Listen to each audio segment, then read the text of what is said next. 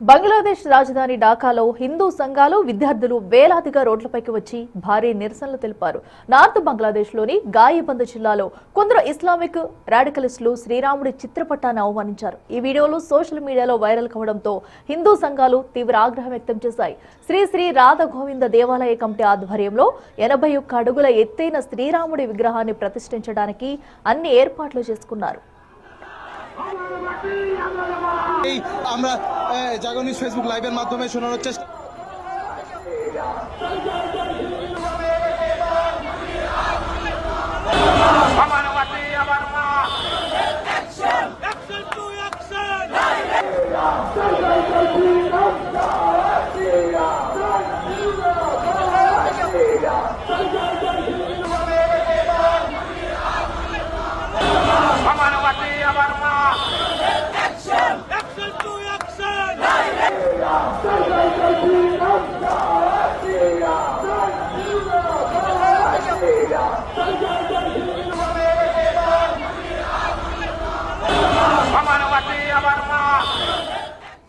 అయితే స్థానిక ఇస్లామిక్ గ్రూపుల నుండి బెదిరింపులు రావడంతో అధికారులు ఆ నిర్మాణ పనులను మధ్యలోనే ఆపించారు. తమ ఆరాధ్య దైవానికి జరిగిన అవమానం, విగ్రహ ప్రాజెక్టును అడ్డుకోవడానికి నిరసనగా హిందువులంతా ఏకమై ఢాకా వీధుల్లో జై శ్రీరామ్ అంటూ రీసౌండ్ వచ్చేలా నినాదాలు చేశారు.